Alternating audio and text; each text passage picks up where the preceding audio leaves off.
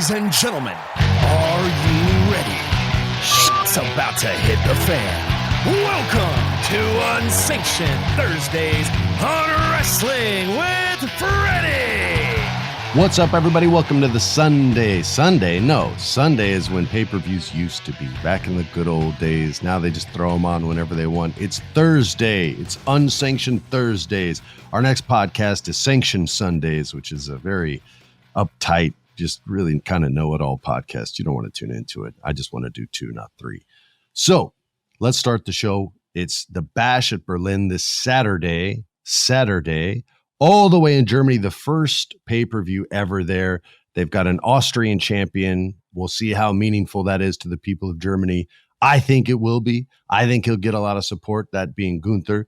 My ignorance as an American may show. They may be like, yeah, he's from Austria, man. Do Californians root for Arizonians? No. Anyway, here we go. The mixed tag team match. Damian Priest and Rhea Ripley. By the way, the two of these people together is just so awesome. It's not like a romantic thing at all. They're just like bros that respect one another and have each other's back, and the way they are with one another, you could tell like they're genuinely super cool in real life too. Like I love the two of these people together. Damian Priest and Rhea Ripley versus Liv Morgan and the most dashing man in professional wrestling, Dominic Mysterio. The man who was rocking 2 ladies at the same time while the rest of us are out here rocking one, or sometimes even worse. Dominic is out here rocking 2, publicly, privately, and everything in between. He's got a girl now who lets him play video games whenever he wants. Whenever he wants. You know how happy a dude is when his wife's not giving him a hard time about video games? Now, look, I cook, right? So if I stop cooking, my wife stops eating. So I can kind of play video games whenever the hell I want to. But that's what happens when you have a skill that they don't. And I recommend that marriage advice to all my brothers out there. Learn how to cook and they'll depend on you for life, my brother, unless they're a better cook than you. Anyway, look, when you're as happy as Dominic Mysterio and Liv Morgan has been keeping her promises, Rhea, I'm going to take everything away from you. I don't see how you pick against Liv and Dominic together. One-on-one, I can see Dominic losing to Priest easily. I can see Liv Morgan losing to Rhea Ripley easily. She'd do some dirty stuff to make it more even. But straight up, man, Rhea's going to kill Liv. But the team of them, I feel like, has a chance at this pay-per-view to drag this story out a little longer. Me and my producer alike, Alex, are both picking Liv Morgan and Dominic to win. Now, I don't feel super confident about this one, and here's why. Because you could flip this real quick. That story's over. That story is over, and it's time to get to the one-on-one matches. And so that's why they would win. But my thing is, like, if they beat him as a tag team, why do you need the solo matches? I'm trying to get you into my philosophy behind this.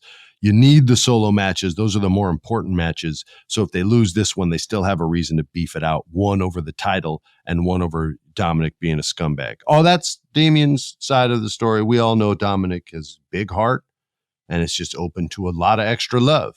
He's a lot to love. No, too much for one woman. It's just too much. He's too handsome, especially with that mustache. Excuse me. Leather strap match. CM Punk, who walked out with a leather strap match, so he better have announced it was going to be that. Otherwise, it would have been weird. Versus Drew McIntyre, who the last time he was in a strap match was against Karrion Kross, and he whipped that ass. Whipped it. He whipped it good. And I think this might be Drew's match, and I think it might be Drew's night again. And the reason I think that is I think eventually Punk will get his WrestleMania moment. It could be against Drew. He could be down 2-0, and he just needs one more try at him, one more bite at the apple. And maybe Mania is too far away for that to happen. But you're saying to yourself, could he put Drew over 2 times in a row? I'm telling you he could. This might be a new Punk. This might be a Punk that's here to help establish the next generation and isn't as worried about his status and his stature on the card. Drew McIntyre's the man. He could take a loss. So I get it's a harder card to pick than I thought it would be. I'm going to talk myself in and out of these things. He can handle a loss the same way Priest could handle that loss. But I just don't know. I got a feeling that this is a different CM Punk. whether you like him or not. I know the fans in England didn't. Oh, there were a handful on the mics where you heard a little CM Punk chant, but the majority of them were not so much. But I think maybe he's turned over a leaf. I've been hearing things that he's been real good to the young people, reaching out to the NXTers, things like that. So I'm going to say that Drew McIntyre wins 2 times in a row over CM Punk. 2 times in a row. Why not? Cody handled Seth Rollins. Why can't Drew handle CM Punk? And then maybe Punk gets the last one. So it's not even, but the last one was CM Punk. So I say Drew McIntyre goes over for a second time in the leather strap match. Next up, the women. Oh, and by the way, producer Alex, he also picks Drew to win. And Jeff didn't have the guts to place a bet. We'll just say he picked the opposite of all mine. That way he's got a chance to catch up. The Women's Tag Team Championship, the challengers Jade Cargill, the Storm, and Bianca Belair, the EST, versus the Women's Tag Team Champions, the Unholy Union of Isla Dawn and Alba Fire. I think Isla's the star of that tag team, by the way. I could be wrong, but I think Isla's the star of that tag team. This is a tricky one to pick. Producer Alex is picking Bianca and Jade to get their titles back. And the only reason I would say hesitate on going that way is eventually they have to break them up. They have to break up Bianca and Jade. And losing a tag team title and pointing the finger at someone else is usually the WWE start of breaking up a tag team. So that's why I would hesitate on it. The reason why I would lean into it is they're protecting Jade Cargill a lot. They're getting her reps. They're getting her experience in the ring so she can tell stories in solo matches by herself without them looking too choreographed or too, not stiff. That's not the right word, but too sticky, not fluid, right? And I think she's looked great in all these tag team matches with Bianca. And I think Bianca's kind of showing her the way. So it's tricky. You either got to go with they're going to break them up or they're not breaking them up yet. And I'm going to go with they're not breaking them up yet because I think there's still work to be done with Jade and they want to get this done right. She is a one-of-a-kind unicorn type human being. And you need to treat those with kid gloves. You can't rush it along the way they've rushed so many other talents. And I think without Vince being there, a lot of the rushing is going to stop. And they're really going to try to groom these young wrestlers and bring them up the right way. And I think they're doing that with Jade. So I am going with our producer. I'm agreeing with you too much, Alex. But I'm going with our producer, and I'm taking Jade and Bianca to get the titles back. And we'll see what the future holds for Isla and Alba. Maybe they're the ones that split up, and they do a little move with Isla and see how she does on her own.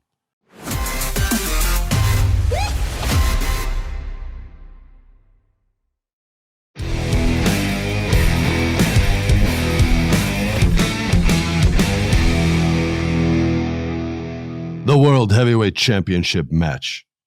Randy Orton, the Viper, the Legend Killer, the man who jacked my back up with a modified backbreaker back in the day. You want to see me get effed up? Just YouTube it. Versus Gunther, a man that's never harmed a hair on my chinny chin chin. And there's a lot of them right now. I have a goatee.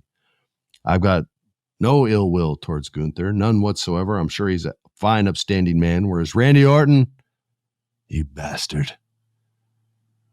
He knocked me out of WWE. I was the GM for a night, y'all. I could have been the GM forever. I'm a better GM than Adam Pearce, that's for sure. I know how to handle someone like Braun Breaker. Straight up. Better than Nick Aldis, although I can't say anything bad about Nick Aldis. He's been a great GM so far. I'm just saying I'd have been the best. Better than Teddy Long. Better than Eve Torres. Better than Kurt Angle. The best, damn it. And Randy took it all away from me. Which is why I'm picking Gunther. No, that's not the reason. I think it's Randy's job to really establish Gunther as holy crap. Who's going to be the next one to take this title from him? Who's going to be the next legit challenger to climb up this mountain, Mount Gunther? And I think Randy's the perfect guy to help build that legend and that mythos and that aura around him. So it'll be a great match, but I think Gunther's going to win.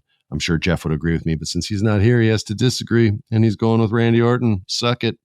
Our producer also picks Gunther to retain the championship. So, hey, he's in good company. You thought I was going to say I'm in good company. Wrong.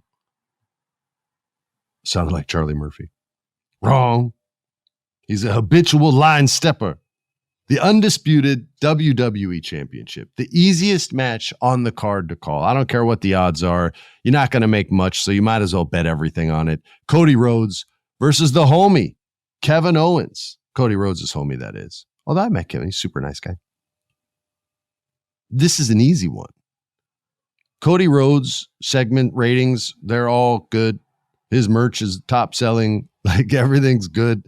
He's the John Cena of his generation, who was the Hogan of his generation. You know how the lineage works.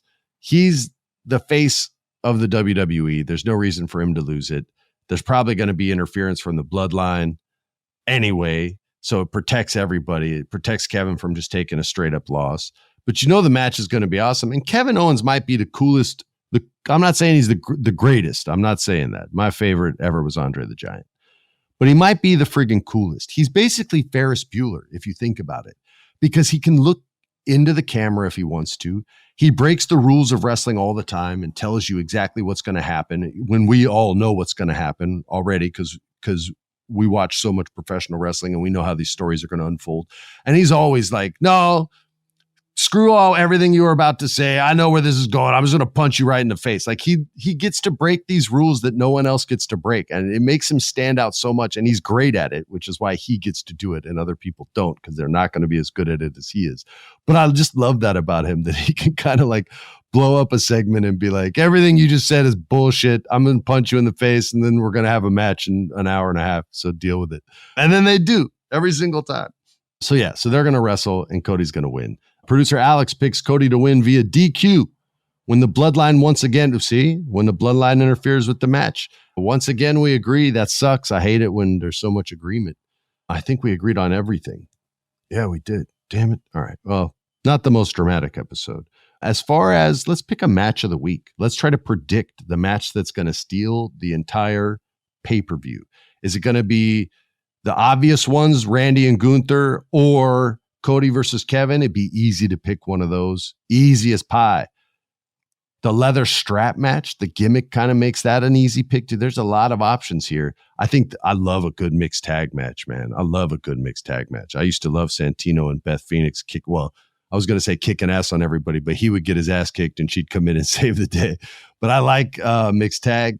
That has a chance because everybody in that match is going to be money. Maybe even the women's tag. Maybe there's an option there to steal the night. However, we all know it's Randy Orton versus Gunther. That's going to be match of the night. Those chops in that arena, or not arena, that stadium, those chops and the crowd's reaction to those chops. And WWE knows how to mic their friggin' crowds. You're going to hear every single reaction. That's my prediction for match of the night. Don't forget to subscribe, and don't forget to share this podcast with your friends. Write us reviews, and they catch our producer's eye. I will absolutely read them on the air, even if you're mean. Even if you're like, Freddie, you suck. The worst podcaster ever. I don't even know why I listen. Well, I know why. It's because you wanted to write that sweet review in the hopes that I would read it. And I just did. Mike Star 0090 or whatever your name's going to be. Write those reviews, nice or mean. Love you guys. Enjoy. See you next Wednesday. Peace. This has been a production of iHeart's My Cultura Podcast Network. For more podcasts from iHeartRadio, visit the iHeartRadio app, Apple Podcasts, or wherever you listen to your favorite shows.